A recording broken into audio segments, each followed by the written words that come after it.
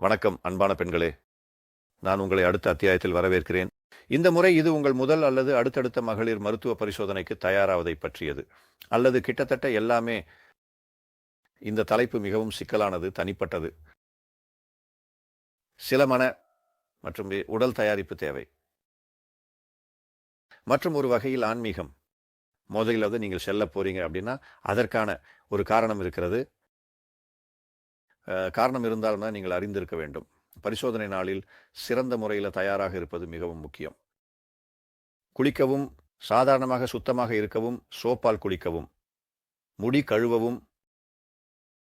அங்கு நீங்கள் மேலும் எதுவும் செய்ய வேண்டியதில்லை. நீங்கள் பரிசோதனைக்கு சுத்தமாக உடை அணிந்து வர வேண்டும். அப்புறமா எங்க அம்மா எனக்கு ஒரு முறை சொன்னதைப் போல அப்படி ஒரு சூழ்நிலை இருக்கக்கூடாது. அவர் மருத்துவமனையில் மருத்துவராக இருந்தார். ஒரு நோயாளி மருத்துவமனையில் வந்தார் மற்றும் அவர் சொன்னார், எனக்கு இங்கு ஒரு கால் உடைந்துள்ளது அல்லது ஏதோ ஒரு விஷயம். எனவே எங்க அம்மா அந்த கால் பரிசோதிக்கிறாள் மற்றும் சொல்கிறாள், சரி, இப்போது எனக்கு இரண்டாவது கால் காட்டுங்கள், நான் அதை ஒப்பிட வேண்டும். அந்த நோயாளி பதிலளிக்கிறார், ஆம் மருத்துவரே, ஆனால் நான் இரண்டாவது கால் பரிசோதனைக்கு தயாராக வைக்கவில்லை. அந்த வகையான சூழ்நிலைகள் நிகழ்கின்றன. ஆகையால் நோயாளி முதலில் நான் சொல்வது போல குளித்த புதிய சுத்தமான உடைகள் அணிந்திருக்க வேண்டும். அவை எளிதாக அவிழ்க்கக்கூடியதாக இருந்தால் நல்லது. நான் யாராவது வரும்போது அந்த மருத்துவர் அவர்களுக்கு அணிய ஒரு சில உடைகள், சில காலணிகள் கொடுக்கிறார்கள் என்றால் அதற்கு நான் ஆதரவளிக்கவில்லை. ஒரே ஒரு எளிய காரணத்திற்காக. இன்னைக்கு நாம் அதிகப்படியான பேக்கேஜிங் சகாப்தத்தில் வாழ்கிறோம். நாம் தூக்கி எறிந்து விடுகிறோம். இது போலவே போலீஸ் நாட்டில் ஒரு ஆண்டில் 20 மில்லியன் பெண்கள் பரிசோதிக்கப்படுகிறார்கள் என்று சொல்லலாம். வருடத்திற்கு ஒரு முறை. எனக்கு தோன்றுவது போல அந்த எண்ணிக்கை மிகவும் குறைவாக இருக்கிறது. ஆனால் இப்போது ஒவ்வொருவரும் அப்படி ஒரு முறை பயன்படுத்தும் காலணிகள், உடைகள் பெறுகிறார்கள். அதனால நாம் சொல்லலாம், இது ஒரு தொழிற்சாலையின் அளவுக்கு தேவையற்ற குப்பை. அதனால்தான் இது சிறந்தது. குறைந்தபட்சம் ஜெர்மனியில், இங்கே நான் பழைய முன்னாள் டாய்ச்சே டெமோக்ராட்டிஷ ரிப்பப்ளிக்கில் இருக்கிறேன். ஒவ்வொரு நோயாளியும் அவரவர் துண்டுடன் வரும் ஒரு அமைப்பு உள்ளது. இல்லை, நான் நினைக்கிறேன் அப்படி ஒரு அளவுக்கு சொல்லலாம். போலந்து நாட்டில் சுத்தம் செய்ய வேண்டியதில்லை. ஆனால் உண்மையில் சுற்றுச்சூழல் அடிப்படையில் யோசிக்க வேண்டும். நோயாளி முதலில் அனைத்து ஆவணங்களையும் ஒரு நாளுக்கு முன்பு அனைத்து மருத்துவமனையின் வெளியீடுகளை சேகரிக்க வேண்டும்.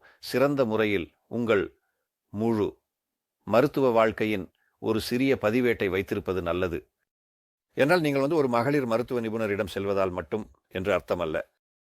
பெண்கள் மருத்துவர் எல்லாவற்றையும் அறிவார். அவர் கேட்க விரும்பாதிருக்கலாம் அல்லது அவர் கேட்க விரும்பவில்லை. ஆனால் இது வரிசைப்படி எல்லாம் தயாராக இருந்தால், உதாரணமாக 5வது வயதில், 10 வயதில் குடல் அழற்சி, 15 வயதில் கால் உடைந்தது, உதாரணமாக ஏதோ ஒரு அலர்ஜி. அப்போது அவர் எல்லாவற்றையும் குறித்துக் கொள்கிறார் மற்றும் அவர் நோயாளியை உறுதியாக வைத்திருக்கிறார். அவர் எதற்காக ஆபத்துக்குள்ளாக இருக்கிறாரோ அதை தெரிந்து கொண்டுள்ளார். நான் அடிக்கடி சிரிக்க விரும்புகிறேன் ஒரு நோயாளி வரும்போது. ஆகையால் முடிவு, இரண்டாவது முடிவு, அது முடிவு அல்ல, அது கணக்கே. பிறகு மீண்டும் முடிவு, பிறகு மீண்டும் கணக்கு. இல்லை, நான் இதை ஒரு கிண்ணத்துக்கு மற்றொரு கிண்ணத்துக்கு செய்ய வேண்டும். கேளுங்கள், இப்படி ஒரு விஷயத்துக்கு தேவையில்லை. இது நேரத்தை முழுமையாக வீணாக்கும். இன்னைக்கு நீங்கள் எடுத்துக்கொள்ள வேண்டியது முக்கியமான விஷயங்களை மட்டும் ஸ்கேன் செய்யுங்கள். முக்கியமான விஷயம் எப்போதும் மருத்துவமனையின் வெளியீடுகளில் உள்ள நோயின் கண்டறிதல், என்ன செய்யப்பட்டது, எந்த மருந்துகள் பயன்படுத்தப்பட்டன என்பதுதான். மாதம், ஆண்டு போதுமானது. எந்த துல்லியமான தேதிகளும் இல்லை. இங்கே தேவையில்லை. நீங்கள் A4 அளவிலான ஒரு காகிதத்துடன் வரும்போது அதை மருத்துவருக்கு கொடுத்தால் அவர் அதை ஸ்கேன் செய்யலாம் அல்லது கோப்பில் வைக்கலாம். இது மிகவும் சிறந்தது. இது ரொம்ப முக்கியமானது. ஆனால் அடுத்த முறையிலான சந்திப்பில் அவர் இதெல்லாம் முன் இருக்க வேண்டும் என்பதுதான். மீண்டும் மீண்டும் சொல்லுவதில் நீங்கள் நேரத்தை வீணாக்க வேண்டாம். நான் இங்கு 3 குழந்தைகளை வைத்திருந்தேன். 3வது குழந்தையை நான் எடுத்து விட்டேன். வெற்றிட சுத்திகரிப்பான் என்பது குழந்தை எடை போட்ட ஒரு குழந்தை, 5 கிலோ. அப்படியே தொடருங்கள். அதனால நாங்கள் தயாராக இருக்கிறது மிகவும் முக்கியம். முன்கூட்டியே உங்கள் கேள்விகளை எழுதி கொள்வது நல்லது. மருத்துவருக்கு கேட்க வேண்டிய கேள்விகள். ஏன் இல்லை, நாம் அந்த கேள்விகளை எழுதினால் அப்புறம் மருத்துவர் இப்படி சொல்வார், ஆம், இல்லை, எனக்கு தெரியாது அல்லது ஏதாவது. அதுபோல அல்ல. நோயாளி வருகிறான், முடிவில் அவர் சொல்றாரு, இப்போது எனக்கு கேள்விகள் உள்ளன, நான் என்ன கேட்க வேண்டும் என்று கேட்கிறேன். சரியா சொன்னால் இப்போ எனக்கு என்ன வகையானது என்பதை நான் மறந்துவிட்டேன். கேள்விகள் இல்லையா? அதனால இது கொஞ்சம் அர்த்தமற்றது. அதாவது நோயாளி தனது நோயின் வரலாற்றுடன் வருவதை நாங்கள் ஏற்கனவே அறிவோம். உங்கள் குடும்பத்துடன் உட்கார்வது நல்லது, அதாவது உங்கள் கணவருடன் அல்ல, ஏனெனில் கணவர் உங்களுடன் அதிகமாக தொடர்பு கொள்ளவில்லை. பெற்றோர், அம்மா, அப்பா, பாட்டி, தாத்தா, கொள்ளுப்பாட்டி, கொள்ளுப் தாத்தா யாரிடமாவது இருந்தால், அல்லது கொள்ளுப்பேரன், கொள்ளுப்பேரன் அப்படி ஏதாவது இருந்தால், இது முற்றிலும் சாத்தியமற்றது. ஆனால் ஒவ்வொருவரும் அவர்களிடம் என்ன இருந்தது என்பதை எழுதுவது நல்லது. இது ரொம்ப முக்கியமான விஷயம். எப்போதும் சர்க்கரை நோயை பற்றிய உரையாடலை தொடங்கினால் எனக்கு எப்போதும் சிரிக்க வேண்டும். நான் கேட்கிறேன், குடும்பத்தில் சர்க்கரை நோய் இருக்கிறதா? இல்லை, குடும்பத்தில் சர்க்கரை நோய் இல்லை, ஆனால் பாட்டி அல்லது தாத்தா சர்க்கரை நோயால் பாதிக்கப்பட்டுள்ளனர். நான் சொல்றேன், ஆம், இது மிகவும் முக்கியமானது. ஆம், ஆனால் அவர் 60 வயசுல மட்டுமே இதை பெற்றார். நான் சொல்றேன், ஆம், சர்க்கரை நோய் இதுதான். 60 வயசுல இதை நிரூபிக்கிறது. 30 வயசுல சில ஆரம்பங்கள் இருக்கலாம். சர்க்கரை நோய் இல்லையா? இங்கு ஒரு சுவாரஸ்யமான விஷயம் உள்ளது. சர்க்கரை நோய் என்பது நீங்கள் நேற்று கொண்டிருந்த நோய் அல்ல, அதற்கு முன் நாளில் இருந்தது அல்ல. சர்க்கரை நோய் என்பது சாமானியமாக மஞ்சள் நிறத்திலிருந்து கருப்பு நிறத்திற்கு போகும் மஞ்சள் நிறத்துக்கான படிகள் போலவே உள்ளது. என் வெள்ளை நிறத்திலிருந்து கருப்பு நிறத்திற்கு போகிறது மற்றும் படிப்படியாக ஒவ்வொரு நாளும் மற்றும் மாதமும் இது மேலும் மோசமாகிறது. துரதிருஷ்டவசமாக நீரிழிவு நோய் அடுத்த சில ஆண்டுகளுக்கு ஒரு சமூகமாக நம்முடன் இருக்கும். கிட்டத்தட்ட அனைவருக்கும் 53 ஆண்டுகள். சரி, நல்லது. நாம் ஏற்கனவே பேட்டி, தயாரிப்பு ஆகியவற்றை கடந்து விட்டோம், தெரியும். நாங்கள் ஒரு நேரத்தை ஒப்பந்தம் செய்தோம். இப்போது மருத்துவருக்குள்ள நுழைகிறோம். மருத்துவமனையில் கதவை திறந்தவுடன் நோயாளி உள்ள நுழைகிறார். நாங்கள் அவரை பார்த்து, அவர் எப்படி நடக்கிறாரு, கால் குனிந்து நடக்கிறாரா, எங்களை நோக்குகிறாரா, சிரிக்கிறாரா, கவலைப்பட்டிருக்கிறாரா, சந்தோஷமாக இருக்கிறாரா, சிரிக்கிறாரா என்பதை கவனிக்கிறோம். தானாகவே அந்த நோயாளி சிரிக்கும்படி அவருடன் பேசுவது நல்லது. ஒரு காமெடி சொல்ல வேண்டும். சரியானது. ஆனால் ஒவ்வொரு மருத்துவரும் ஆரம்பத்தில் ஏதாவது ஒன்றை கண்டுபிடிக்க முடியாது. என் சந்தர்ப்பத்திலே நான் ஒவ்வொரு நோயாளியுடன் வேறு விதமாக பேச முடியும். உதாரணத்துக்கு, ஒரு நோயாளி அழகான இளஞ்சிவப்பு நிற உடையில் வருவதால் அது எவ்வளவு அழகான இளஞ்சிவப்பு சிறுத்தை என்று நான் கூறுவேன். அல்லது, ஓ, நான் கால் காயமாக இருக்கிறதை காண்கிறேன். அந்த முறையில் மனிதன் ஒரு தொடர்பை ஏற்படுத்துகிறான். அந்த நோயாளி தானாகவே உட்கார்கிறார். இப்போது நான் எப்போதும் ஆரம்பத்தில் சொன்னதை, அதாவது அந்த முழு பேட்டியிலிருந்து ஆரம்பிக்கிறேன். இதனால அந்த நோயாளிக்கு ஒரு வகையில் நேரம் கிடைக்கிறது மற்றும் நாங்கள் என்ன பேசுகிறோம் என்பதை அவர் அறிவார். இது நோயாளியின் நோயை பொறுத்து நீடிக்கும். சில 10 வினாடிகள், சில சமயங்களில் 5-10 நிமிடங்கள் நாம் அனைத்து அம்சங்களையும் கேட்க விரும்பினால், அதுக்கு பிறகு நான் முக்கிய கேள்விக்கு செல்கிறேன். உங்களுக்கு என்ன பிரச்சனை? நான் எதை உதவ முடியும்? என்ன விஷயம்? அப்போது நோயாளி இந்த தருணத்தில் தன்னை வெளிப்படுத்த வேண்டும். அவர் வெறும் சந்திப்புக்கு வந்தாரா? கண்காணிப்பு? அவர் மேலும் ஏதாவது வேண்டுமா? அல்லது அவருக்கு ஏதாவது பிரச்சனை இருக்கிறதா? அல்லது அவர் கர்ப்பமாக இருக்க முடியவில்லையா? அவருக்கு ஏதாவது வலி இருக்கிறதா? இது திடீர் சம்பவமா? நிச்சயமாக இதையெல்லாம் பொறுத்து அடுத்த உரையாடல் தொடங்குகிறது, நம்மை நோக்கி வழிநடத்துகிறது. ஒரு திசையில் நிச்சயமாக நாம் படிப்புக்கே வருகிறோம். முதல்ல நோயாளியை காபினுக்கு அனுப்புகிறோம். கேபின் ஏதோ ஒரு வகையில் மூடப்பட வேண்டும். அவசியம் ஒலிப்புகாததாக இருக்கக்கூடாது. ஏனெனில் நோயாளி மோசமாக உணர்ந்தால் மற்றும் மயக்கமடைந்தால் அவர் அங்கு கிடக்கிறாரா, அவர் விழுந்தாரா என்பதை நாங்கள் கேள்விப்பட மாட்டோம். அதனால அது ஒரு இலகுரகமான மறைவு இருக்க வேண்டும். ஆனால் ஒரே நேரத்தில் அறையின் நுழைவுக்கு முழுமையாக மூட வேண்டும். அங்கு ஜன்னலிலிருந்து பார்க்க முடியாதது சிறந்தது. நோயாளி இந்த இடத்தில் பாதுகாப்பாக உணர்ந்தார். தயாராகிய பிறகு, அதாவது வருத்தமாக, நோயாளி முழுமையாக உடை அணிவது வேண்டும். குறைந்தபட்சம் சரியான மருத்துவம் நோயாளியை முழுமையாக பரிசோதித்து மதிப்பீடு செய்வதாக கருதுகிறது. இன்னைக்கு இதை கொஞ்சம் எளிதாக்கலாம். நான் நினைக்கிறேன், பெண்கள் மருத்துவ பரிசோதனைக்கு நோயாளி இடுப்பிலிருந்து கீழே உடைகள் கழற்றப்பட வேண்டும். எனவே ஷாக்ஸ் அல்லது ஸ்டாக்கிங்கை அப்படியே விட்டுவிட்டு தேர்வுக்கே செல்வது நல்லது. இதன் பொருள், நோயாளி ஒரு மகளிர் மருத்துவ நாற்காலியில் அமர்ந்திருக்கிறார். அவர்களில் பலர் இன்னும் பழைய பாணி நாற்காலிகளை கொண்டுள்ளனர். அவை கால்களுக்கு கீழே, முழங்கால்களுக்கு கீழே ஆதரவுகளை கொண்டுள்ளன. இவை சில நேரங்களில் கொஞ்சம் அசௌகரியமாக இருக்கலாம். புதிய மகளிர் மருத்துவ நாற்காலிகள் சிலவற்றில் கால் ஓய்வு வசதிகள் உள்ளன. ஜெர்மனியில் இது போன்ற ஒரு நாற்காலி எனக்கு இருக்கிறது. அது கால்கள் மற்றும் முழங்கால்கள் இரண்டிற்கும் ஆதரவு தருகிறது.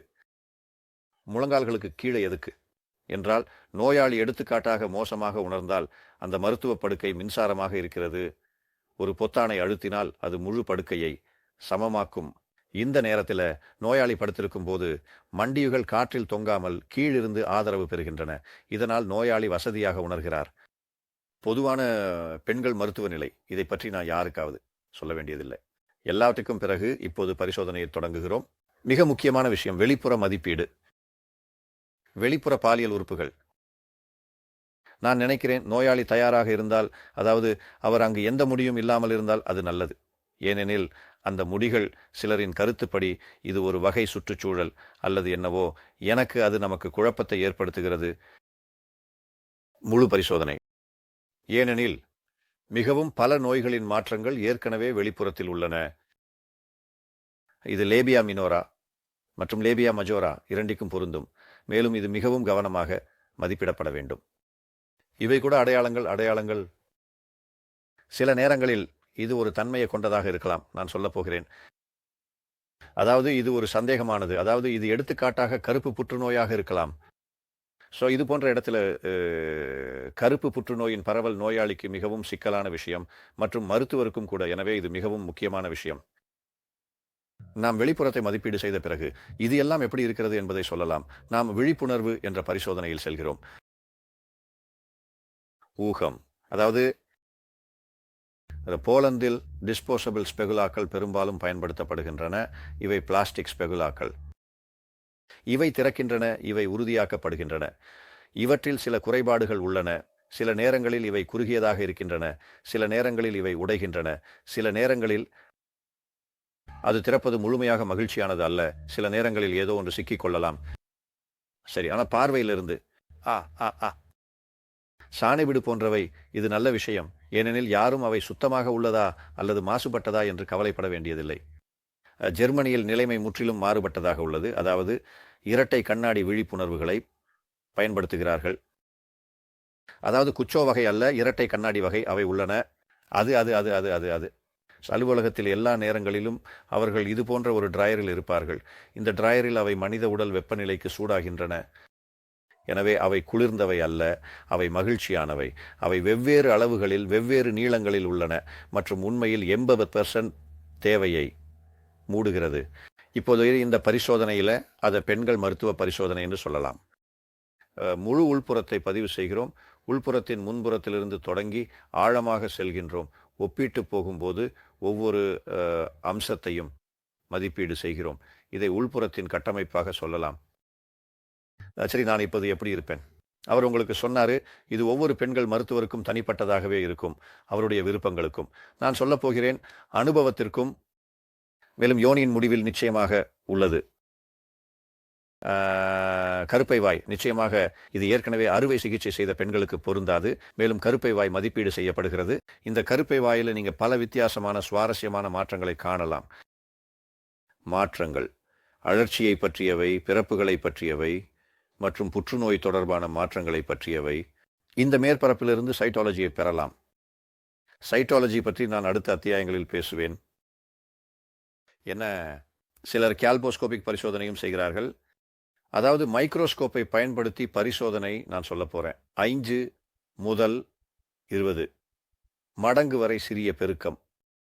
ஸோ இந்த மூத்திரப்பையில் அடிக்கடி வடிகட்டிகள் பயன்படுத்தப்படுகின்றன. உதாரணமாக பச்சை வடிகட்டி. மேலும் எசுமை அமிலத்தையும் பயன்படுத்துகிறார்கள். அசிட்டிக் அமிலம் என்று அழைக்கப்படுவதை பெற வெள்ளை நிற மாறுபாடுகள். இந்த பரிசோதனையின் அடிப்படையில் பல விஷயங்களை உறுதிப்படுத்தலாம், மறுக்கலாம் மற்றும் மேலும் பலவற்றை சொல்லலாம். நம்ம இதை பற்றியும் பேசுவோம். இது ஒரு பரிசோதனை. இதில் நாம் எதையாவது காணக்கூடியதாக இருக்கிறோம். அதுக்கு பிறகு பொதுவான பெண்கள் மருத்துவ பரிசோதனை ஆரம்பிக்குது. இது 2 கை பரிசோதனை ஆகும். அதாவது ஒரு கை உள்ளே செலுத்தப்படுகிறதா, அந்த வகையில் குறிப்பிட்ட முறையில் ஒரு நிலைமை என்று சொல்லலாம். முழுவதும் பரிசோதிக்கப்படுகிறது. எளிதாக கூறுவதானால் தொடுவதில் கட்டமைப்பை பற்றியதும் வெப்பத்தை பற்றியதும் அந்த இடத்தில் உள்ள சில முக்கோணங்களை பற்றியதும் எதையாவது உள்ளதை கூறலாம். மூழ்கிய அளவை உள்ளே செலுத்துகிறோம். பிறகு 2வது கை மூலம் வெளிப்புற பரிசோதனை குறிப்பிட்ட உறுப்புகளை நிலைப்படுத்துகிறது மற்றும் அவற்றை அனைத்தையும் பரிசோதிக்கலாம்.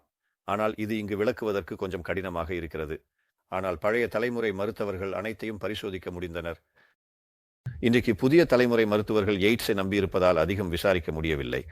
அல்ட்ராசவுண்ட். மேலும் 2 சோதனைகளையும் பயன்படுத்துவது சிறந்தது. எட்டாப்பதுவும் நீங்கள் மேலும் பல விஷயங்களை பரிசோதிக்க முடியும். மற்றும் மேலும் இந்த ஆய்வை ஆராய்ச்சி மூலம் மேலும் மேம்படுத்தலாம். குறிப்பிட்ட சந்தர்ப்பங்களில் பின்னணி பரிசோதனை, அதாவது கைகளை பயன்படுத்தி மண்டியை கையாள்வது, இது பல சந்தர்ப்பங்களில் கண்டுபிடிக்க உதவுகிறது. மண்டியில் உள்ள புற்றுநோய் ரொம்ப முக்கியமான விஷயம். கடைசி சிலர் இது ஆரம்பத்தில் செய்கிறார்கள், அது மார்பு பரிசோதனை. இதை பற்றியும் நாங்கள் பேசுவோம். ஆனால் நான் நினைக்கிறேன், ஒவ்வொரு பெண்கள் மருத்துவரின் கடமைகளில் ஐரோப்பாவில் குறைந்தபட்சம் மார்பகங்களை பரிசோதிக்க வேண்டும். இது மிகவும் மிகவும் முக்கியமான பரிசோதனை. ஏனெனில் மார்பு புற்றுநோய் மற்ற அனைத்து பெண்கள் மருத்துவ நோய்களை விட அதிகமாக ஏற்படுகிறது. இவை அனைத்தும் சேர்ந்து இது ரொம்ப ரொம்ப முக்கியமானது. எனது அன்பான இனிமையான பெண்களுக்கு கவனத்திற்கு மிகவும் நன்றி. இந்த எளிய விளக்க காட்சியை நீங்கள் ரசித்திருப்பீர்கள் என்று நம்புகிறேன். மேலும் எனது சேனலுக்கு குழு சேரவும் மிகவும் நன்றி. சந்திப்போம்.